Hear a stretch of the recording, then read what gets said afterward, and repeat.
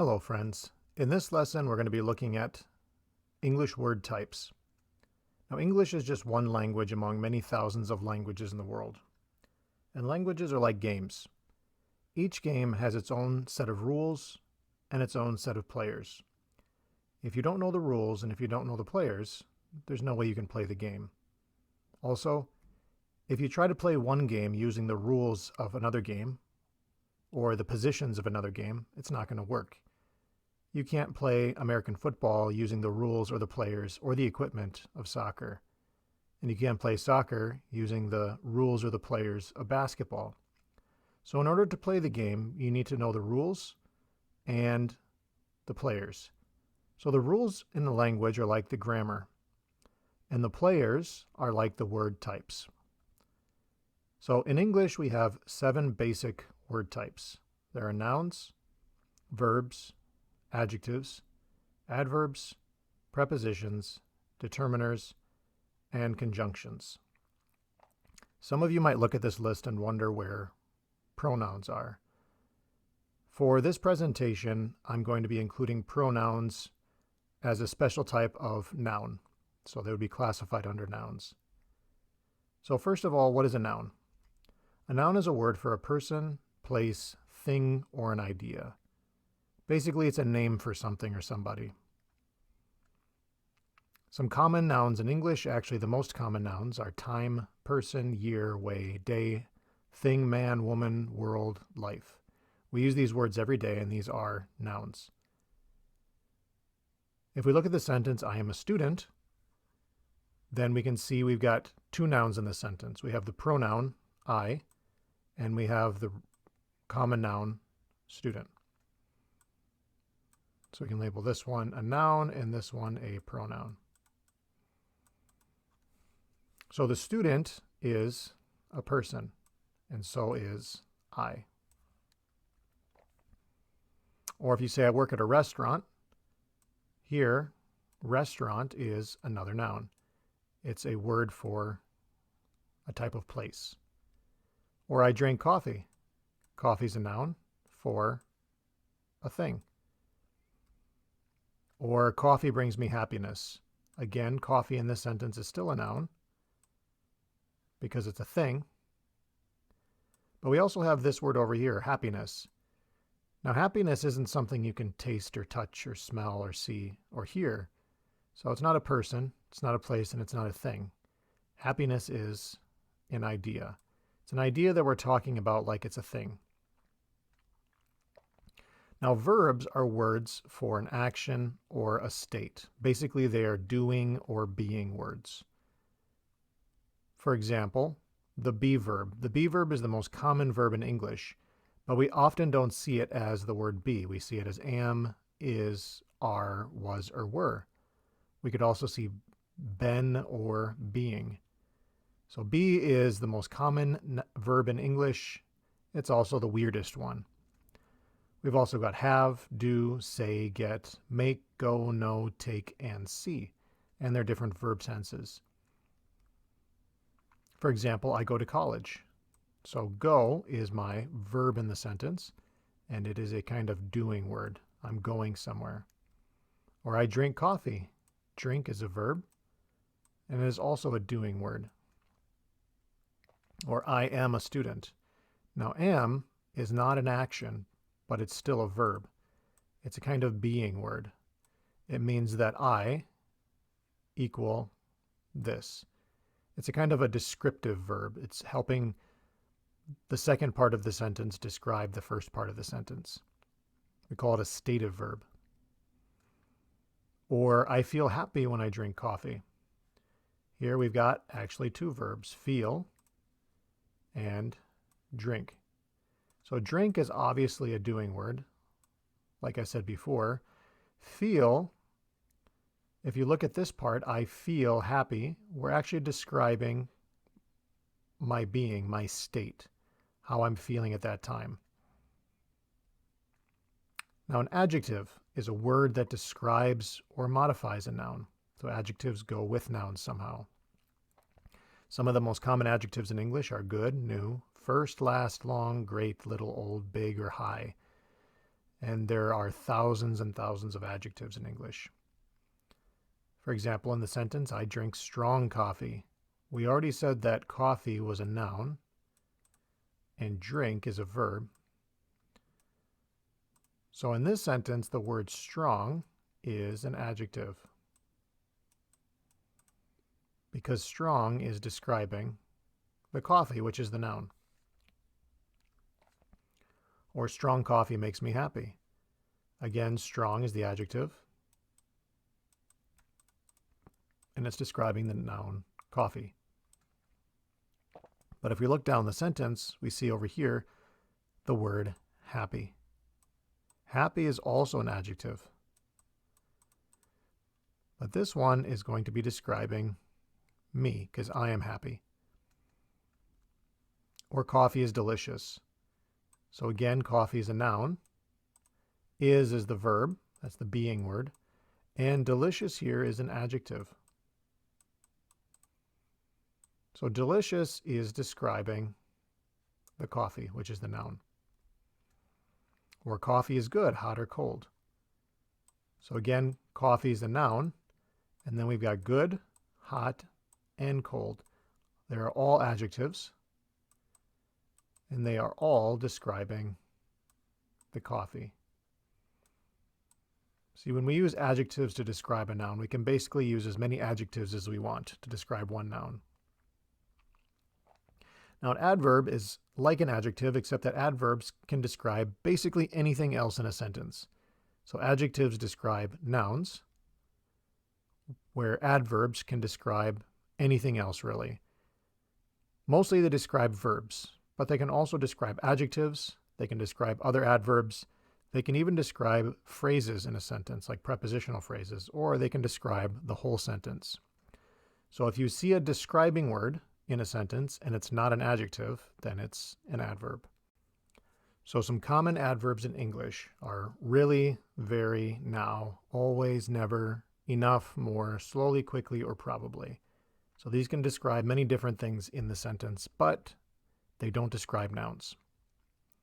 For example, I drink my coffee slowly.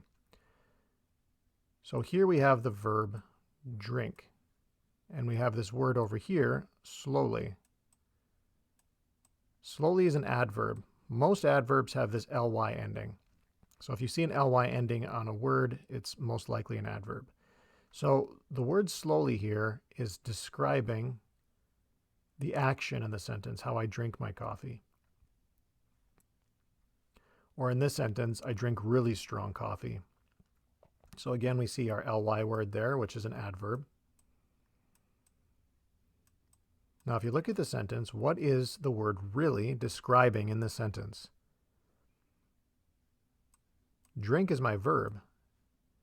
Is really describing drink? No, it's not. Coffee is a noun. Is it describing the coffee, really coffee? No, it's not. Really is actually describing the word strong. It's telling me how strong it is, and strong is an adjective. So you see, the adverb can describe the adjective. Or I drink my coffee very slowly. So here, we've got this word very and the word slowly, and we already said that slowly is an adverb. Very is also an adverb. And in this sentence, very is describing the adverb slowly. And slowly is describing the verb drink. So you see that adverbs can do many different describing jobs in a sentence. Now we come to prepositions. Prepositions are words that show a relationship in location, time, or direction. Some common prepositions in English are in, on, at, to, from, with, of, for, by, after. There are more than this. There's actually around 90 or more prepositions in English, but there's a limited number. So once you learn all of the prepositions, and that includes one-word preposition, two-word prepositions, or three-word prepositions. Once you learn them, then that's it. There's no more new prepositions in English. In this sentence, my coffee is in my mug.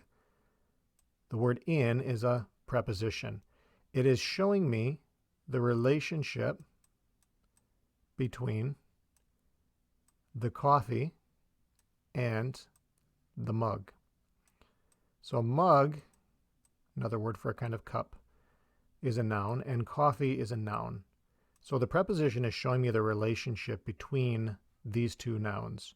That's usually what it does, is it shows a relationship between two nouns, but not all the time. So it's showing me a relationship in location. Or I drink coffee before class. The word before here is my preposition. And it's showing me the relationship between my class and when I drink my coffee. So it's showing me a relationship in time. Or I go to class after my coffee, same thing. Except in this sentence we have two prepositions, to and after. And they're both showing me a relationship between different things. So the first one, to, it's showing me the relationship between I and class. And it's showing me a relationship in direction. After, again, is showing me a relationship in time between when I go to class and when I have my coffee. Determiners. Determiners are kind of weird words. They're common words, but seeing how they're different from adjectives can be a little bit weird. So a determiner is a word that identifies a noun. Now, an adjective describes a noun somehow. A determiner identifies the noun. Basically, a determiner helps me to answer the question, which one? Which one am I talking about? So common determiners are the, a or an, this, these, that, those, some, no, any, my, your, his or her. These words all will go with a noun. That's what makes them determiners. Determiners always go with a noun. For example, I have a cup of coffee. So the word a here is my determiner. And it is identifying the cup of coffee. It's identifying it by telling me that there's one cup. A basically just means one. But a also means that it's not specific. So if I say I have a cup of coffee, I'm saying I have one not specific cup of coffee. It's just a general cup. If I say this cup is mine, this is a determiner. It is identifying the coffee, which is the noun, but it's telling me I'm talking about a specific coffee, this coffee, not that coffee, not the coffee over there, but this coffee. So it's identifying this coffee and telling me which coffee I'm talking about. Or I drink my coffee slowly. My is the determiner. And again, coffee is the noun. So my is identifying which coffee I'm talking about. My coffee, not your coffee, not his coffee, not her coffee. So it's identifying which coffee I'm talking about. And finally, conjunctions. Conjunctions are words that connect other words, phrases, or clauses. And we get this word junction here, which means a joining of two things. And that's basically what conjunctions do. They connect things together. So some common conjunctions are and, but, or, so, because, while, when, if, whether, since. And there's more than this. You'll sometimes find that some words can be either a conjunction or a preposition in a sentence. It just depends on what they're connecting. So here, I like coffee and tea. And is my conjunction. And it is connecting the coffee and the tea together. So you can see it's kind of similar to a preposition, but it's just joining two words. It's not really showing me a relationship. It's just adding. So it's like coffee plus tea. I like to drink coffee, hot coffee or cold coffee. So here, or is a conjunction.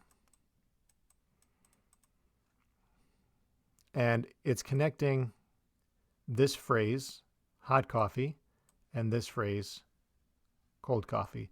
So you see the conjunction can join phrases together. So here it's joining two words. Here it's joining two phrases together.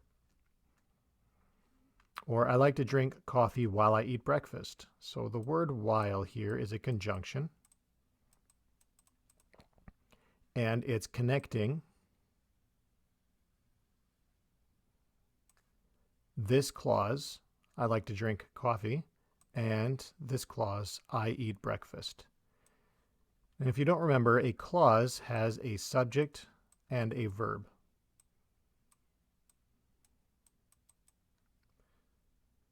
So we have subject and verb, and I'm connecting them with this word while. So while here is showing me a relationship in time, just like a preposition would. But a preposition doesn't connect clauses. A conjunction can connect clauses together like it is here. So while is showing me the relationship that these two things are happening at the same time. All right, so when you find a word in a sentence and you're not sure what it is, just ask yourself, what job does this word do in the sentence? Just like in a soccer game or any other game. You look at the players on the field, and if you want to know what position they play, just look at what they're doing on the field, and that will tell you what position they're supposed to be playing. And that's the way it works with word types. Thanks for watching.